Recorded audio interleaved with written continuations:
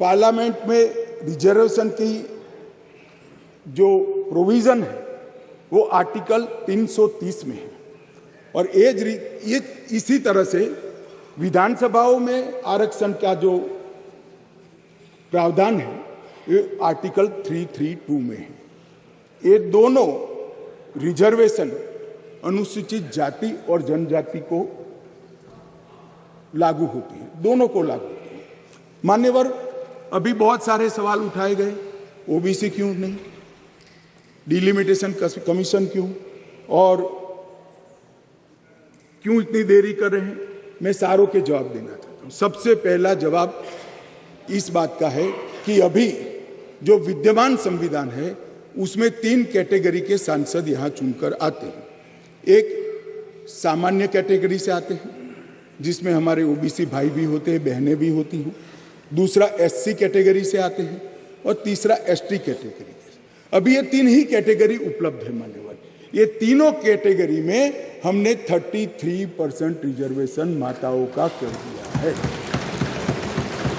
और जहां तक सवाल है कि ऐसा क्यों किया, जो आगे मैंने कहा कि डिलिमिटेशन कमीशन क्यों बनाया, प्रोविजन क्यों रखा है और 2026 क्यों, मैं अब इस पर आता हूं मान्यवर। अभी जो संविधान संशोधन आया है इसमें आर्टिकल 330A और आर्टिकल 332A इसके माध्यम से वुमेन रिजर्वेशन का प्रोविजन हमने किया है।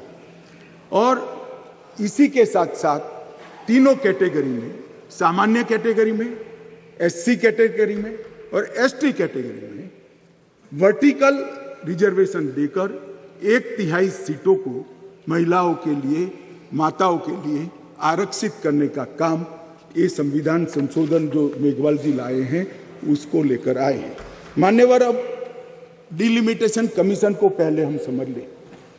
डिलिमिटेशन कमीशन हमारे देश की चुनाव प्रक्रिया को निर्धारित करने वाली एक महत्वपूर्ण इकाई का कानूनी प्रावधान है और वो अपॉइंटमेंट से होती है, मगर वो क्वासा जुडिशियल प्रोसीडिंग्स होते हैं।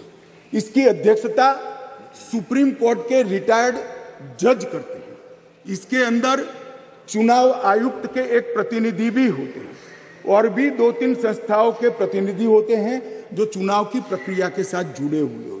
और इसके कानून के तहत सभी मान्य राजनीतिक दलों के एक-एक सदस्य भी उस डिलिमिटेशन कमीशन के मेंबर होते हैं। अब 1/3 मान्यवर 1/3 सीटों का रिजर्वेशन करना है तो वो सीटों कौन तय करेगा?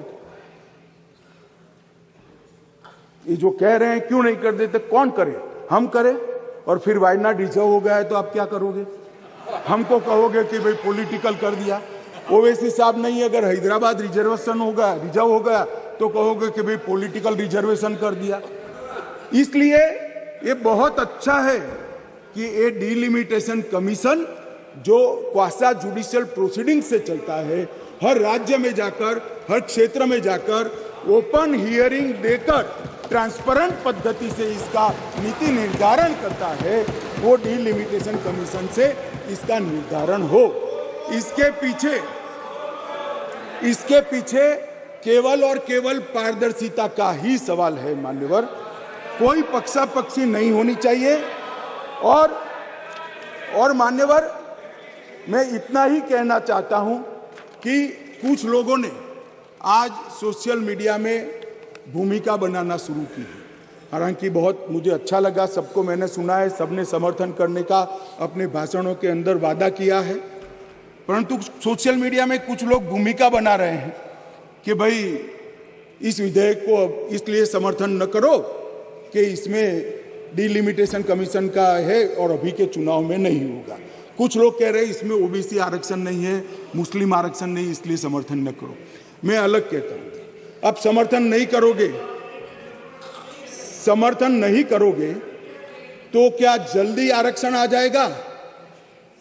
तो भी 29 के बाद आएगा। समर्थन कर दो, गारंटी हो गई। फिर जो सरकार आएगी उसमें जो बदलाव करेगी वो भी होगा। एक बार श्री गणेश तो करो, गणेश चतुर्थी के दिन ये संविधान संशोधन विधेयक आया। एक बार शुरुआत करनी चाहिए और एक बार शुरुआत करें, उसके बाद पहला डिलिमिटेशन कमीशन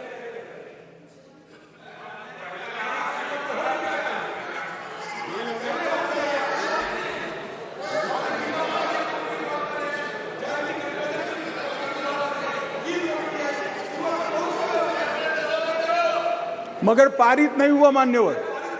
ये कमेटी में रखना ही शुरुआत मानते हैं। इनके जो नारे हैं गरीबी हटाओ जैसे हैं, 50 साल हो जाए मगर गरीबी नहीं हटती। हम ऐसे नहीं है मान्यवर। हम तो जो कहते हैं मोदी जी के नेतृत्व में जो कहा जाता है वो किया जाता है मान्यवर। इससे कोई देरी नहीं होनी है। चुनाव के बाद तुरंत ही जनगणना और डिलिमिटेशन दोनों होंगे और बहुत जल्द ये दिन आएगा कि सदन में 1/3 माताएं यहां बैठकर देश के भाग्य को तय करती होगी मान्यवर।